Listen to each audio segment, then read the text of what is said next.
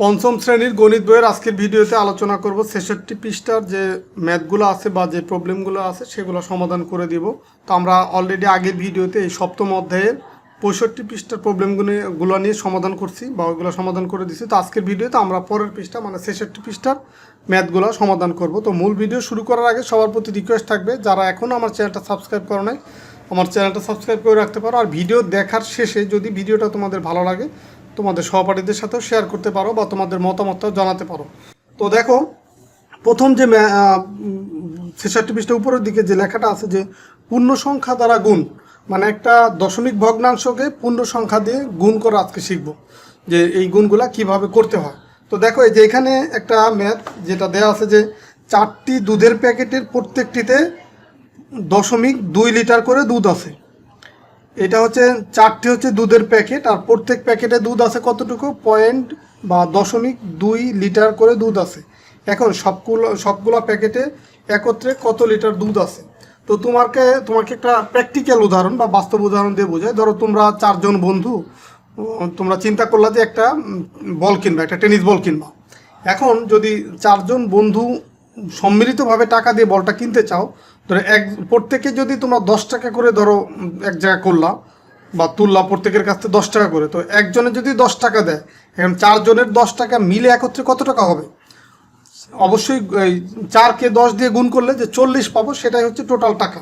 তো এখানেও সেমভাবে যে 4টি দুধের প্যাকেটের প্রত্যেকটি মানে হচ্ছে একটি, মানে একটি প্যাকেটে আছে 0.2 লিটার করে দুধ, তাহলে 4টি প্যাকেটে দুধের পরিমাণ হবে এই 0.2 গুণ হচ্ছে 4। তো সেইভাবে করতে হবে। তো এটা তোমাদেরকে প্র্যাকটিক্যালি আমি খাতায় লিখেই ম্যাথটা করাচ্ছি। দেখো, আমরা যদি লিখি যে এক প্যাকেটে এখানে কিন্তু ম্যাথে লেখা ছিল যে প্রত্যেক প্যাকেটে, তো প্রত্যেক মানে হচ্ছে এক প্যাকেটে দুধ আছে সমান কত, 0.2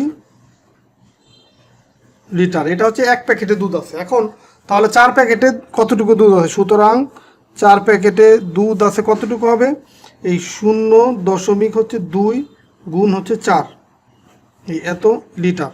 তো এই গুণগুলা করার নিয়ম কি? এই গুণগুলা করার নিয়ম হচ্ছে যে যেহেতু একটা দশমিক ভগ্নাংশ আছে আর একটা হচ্ছে পূর্ণ সংখ্যা আছে, গুণ করার নিয়ম হচ্ছে তুমি গুণ করার সময় এই দশমিককে মনে করতে হবে নাই। দশমিক নাই মনে করে আমরা যদি গুণ করি, সেই ক্ষেত্রে কী হয়, 4 আর 2 যদি আমরা গুণ করি, 4 দুগুণে পাবো কত, 8।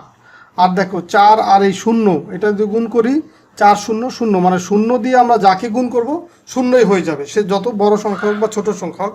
0 দিয়ে যখনই কোনো সংখ্যাকে আমরা গুণ করব সেটা 0 হয়ে যাবে।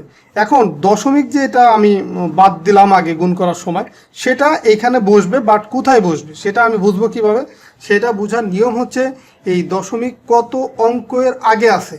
দেখো এইখানে দশমিকটা হচ্ছে 2, যে একটা অঙ্ক, এই 2 অঙ্কের মানে একটা অঙ্ক যে 2, সেই 2-এর আগে আছে, তার মানে একটা অঙ্ক আগে আছে দশমিক। তো এখানে গুণ করার পরে যে মানটা পাবো সেখানে একটা অঙ্ক আগে দশমিক দিতে হবে। তার মানে এখানে অঙ্ক আছে 2টা, একটা 0 আর একটা 8। তো ডান দিক থেকে একটা অঙ্কের আগে এই দশমিকটা দিয়ে দেবো। তো এটাই হবে তোমার উত্তর। তো যখনই তোমরা এই টাইপের গুণ করবা দশমিকের সাথে ভগ্নাংশ বা দশমিকের সাথে দশমিক ভগ্নাংশ, তখনই তোমাকে এই দশমিকটা কয়টা অঙ্কের আগে আছে সেটা বুঝতে হবে, সেটা হিসাব করে বা সেটা দেখে এই দশমিকটা বসাতে হবে। এখানে যেমন দেখো দশমিকটা একটা অঙ্কের আগে আছে বিদায় এই গুণ করার সময়, গুণ করার পরে যে মানটা পেলাম সে একটা অঙ্কের আগে দশমিকটা দিলাম, আর গুণ করার সময় কিন্তু এই দশমিকটা বাদ দিয়ে আমাকে গুণ করতে হবে। তাহলে এই ম্যাথগুলো এইভাবেই করতে হবে। তো আমরা আরও কিছু ম্যাথ দেখবো, যে ম্যাথগুলো বইয়ে দেখো যে এখানে দেয়া আছে। তো এইখানে এটাকে আমরা যদি গাণিতিক বাক্য হিসাবে লিখি, গাণিতিক বাক্য বলতে আমরা এই যে 0.2 গুণ হচ্ছে 4 প্যাকেটে, তাহলে দুধের পরিমাণ কত হবে, এই যে 4 দিলাম, গুণ 4 ইকুয়াল আমরা কত পাবো, ইকুয়াল পাবো হচ্ছে এই 4 দুগুণই হচ্ছে 8, আর দশমিক একটা অঙ্ক আগে আছে এই কারণে একটা অঙ্কের আগে দশমিক দিলাম, আর এই যে 0। এটাই হচ্ছে গাণিতিক বাক্য। তো এখন এটাকে যদি আমরা একটু ব্যাখ্যা করে বোঝাই, এখানে বা ব্যাখ্যা দেওয়া আছে যে 0.2 বলতে আসলে কি বোঝায়, এই 0.1-এর 2 একক। তো এটাও আমরা একটু প্র্যাকটিক্যালি দেখি।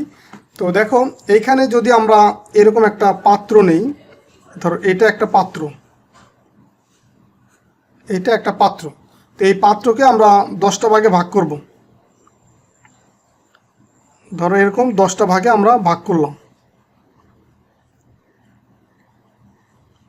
এই হচ্ছে 10টা ভাগে ভাগ করলাম। এখানে গুনে দেখো 10টা ভাগ আছে। তো এখন এইখানে ধরো 1 লিটার দুধ আছে, ধরে নিলাম এর ভিতরে, এই পাত্রের ভিতরে 1 লিটার দুধ আছে। তো এখন একে যদি আমরা 10টা ভাগে ভাগ করি, এখন প্রত্যেক ভাগ কতটুকু হবে? এই ধরো এইটুকু যদি এটাকে আমি চিন্তা করি, তাহলে এটা হবে কি তোমার 10 ভাগের 1 ভাগ হবে। এটা টোটালটা হচ্ছে কি 1 লিটার। 1 লিটারকে আমি 10টা ভাগে ভাগ করলাম। তো 10টা ভাগ মানে প্রত্যেকটা ভাগ তাহলে কত হবে? 10 ভাগের 1 ভাগ। তো এখন এই 10 ভাগ এইটাকে আবার লেখা যায় হচ্ছে 0.1, এটা লেখা যায়। কেন লেখা যায় এটা? দেখো আমরা এইটাকে আমরা জানি কি দশমিক ভগ্নাংশ যখন থাকবে সেই দশমিকের পরিবর্তে আমরা দশমিকটা যখন আর কি তুলে দেওয়ার জন্য দশমিকের পরিবর্তে দিব 1, আর দশমিকের পরে যে কয়টা অঙ্ক আছে সেই কয়টা শূন্য দিব। তো দেখো এখানে দশমিক তুলে দিলাম 1, আর একটা অঙ্ক আছে দিলাম 0। তার মানে এখানে নিচে হলো 10, আর উপরে থাকলো কি 0 আর 1। তার মানে 0 যদি কোনো অঙ্কের আগে থাকে তখন সেটা বাদ দিয়ে শুধু আমরা সার্থক যে অঙ্কগুলো আছে সেগুলো আমরা 1 থেকে 9 পর্যন্ত সেই অঙ্কটা লিখলাম, মানে 1/10 হলো। তার মানে এই একটা ভাগ ইকুয়াল হচ্ছে 0.1। তো সেমভাবে এইটাও ইকুয়াল, যে এখান থেকে এইটুকু ইকুয়াল কি 0.1। আবার এইখান থেকে এই পরের যে বক্স এটাও কি 0.1, মানে এই সবগুলাই কি 0.1 করে আছে। তো এখন এইখানে তোমাকে ছিল কি যে 0.2। তো 0.2 মানে তাহলে কত হবে? 0.2 মানে হবে 0.1। দেখো আমরা যদি এই এইটা প্রথমটা হচ্ছে, এটা হচ্ছে ধরো 0.1, এটাও হচ্ছে 0.1। তো 0.1 আর 1 যদি আমরা যোগ করি তো এখানে পাবো কি 0.2 পাবো। তার মানে এইটা হচ্ছে এই 0.2 হচ্ছে 0.1 এর 2 একক। এটা জাস্ট তোমাদের বোঝার সুবিধাটা আমি এটা করতেছি এটা। তো দশমিক যদি আমরা 2 গুণ যদি 4 করি তাহলে দেখো কত হয়। এই 0.1 এর কত হবে? দেখো 0.2 মানেই কিন্তু হচ্ছে 0.1 এর 2 একক, মানে 2 গুণ। সেমভাবে যদি 0.2 গুণ 4 হয় তাহলে 0.1 এর কত একক হবে? এই যে 2, সেই 2 লিখলাম, আর যে নতুন করে যে 4 গুণ করলাম, গুণ 4 দিলাম, তার মানে এত একক হবে। 0.1 এর 2 গুণ 4 মানে এত একক, তার মানে 0.1 এর 8 একক হবে। তো এটাকে যদি আমরা এই ব্যাখ্যা করে বলি তখন এইভাবে করে আর কি লিখতে হয়। তো যাই হোক, আমরা এটা জাস্ট এতটুকু বুঝলাম। তো এর পরের যে ম্যাথগুলো আছে সেইগুলো আমরা একটু দেখি যে এগুলা কি আছে। এখানে দেখো 0.3 গুণ 7 যদি হয় তাহলে 0.3 হলো 0.1 এর কত একক হবে? 0.1 এর 3 একক হবে। দেখো 0.2 যখন ছিল, 0.2 ছিল কি 0.1 এর 2 একক। তাহলে 0.3 হলো 0.1 এর কত? এই যে আমরা এই যে ঘরে যে বিভক্ত করছিলাম 10টা ভাগে, তার মানে প্রত্যেকটা ভাগে ছিল 0.1 করে। তো 0.3 হবে 0.1 এর 3 গুণ বা 3 একক। সেমভাবে 0.3 গুণ 7 হবে এই 0.1 এর 3 এবং 7-এর যে গুণফল অত একক হবে। তার মানে এই 0.3 গুণ 7 হবে। দেখো এই 3 7টা কত পাবো আমরা? এই যে 3 7টা গুণ করলে পাবো কত? 21 পাবো।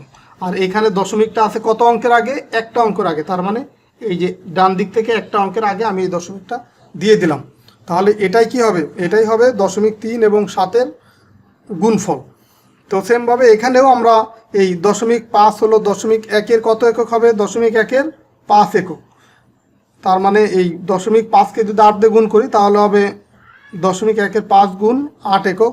তো এখন এটাকে যদি আমরা গুণ করে দিই, 5 8 কত হয়? 40 হবে। তো লিখলাম সেই 40। আর দশমিক আছে কত অঙ্কের আগে? একটা অঙ্কের আগে। তার মানে এই যে একটা অঙ্ক, ডান দিক থেকে একটা অঙ্কের আগে আমি দশমিক দিয়ে দিলাম। তো এটাই হবে উত্তর। তো এখন এইখানে দেখো 3টা গুণ আছে। তো এই গুণগুলো আমরা এখন করব, যে এখানে যে 3টা গুণ আছে সেই গুণগুলো দেখব। তো এই গুণগুলো আমি এখানেই করে দিচ্ছি। দেখো এই 0.3 আছে আর এইখানে আছে পূর্ণ সংখ্যা 2। তো গুণ যখন করব আমরা দশমিককে বাদ দিয়ে গুণ করব। তার মানে 3 আর 2 যদি গুণ করি, 3 2 হবে কত? 6। আর 0 আর 2 যদি গুণ করি 0 হবে। এখন দশমিক আছে কত অঙ্কের আগে? এক অঙ্কের আগে। তার মানে এখানে একটা দশমিক দিয়ে দিলাম, এটাই হবে উত্তর। তো এখানেও দেখো 6 নং কত? 54। 54 কত লিখবো? 4। হাতে আমার কত? 5। তো 9 আর 0 গুণ করলে 0, 0 আর যদি আমরা 5 যোগ করি তার মানে 5 হবে। তার মানে এখন এখানে দেখো দশমিকটা কত অঙ্কের আগে আছে, একটা অঙ্কের আগে আছে, তার মানে একটা অঙ্কের আগে এখানে আমি দশমিক দিয়ে দিব।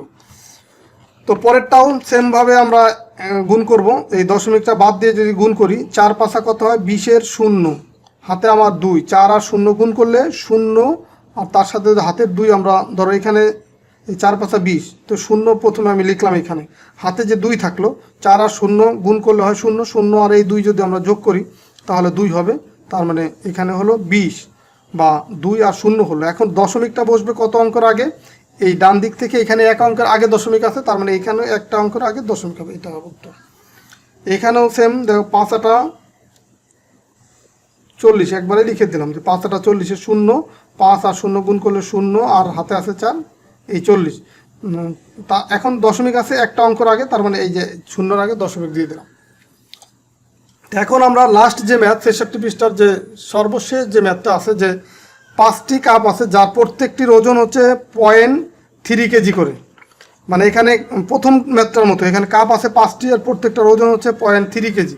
তাহলে 5টি কাপের একত্রে ওজন কত? তো আমরা এটা লিখতে পারি এইভাবে যে একটি কাপের ওজন হচ্ছে, এখানেও আমরা লিখতে পারি এটা যে একটি কাপের ওজন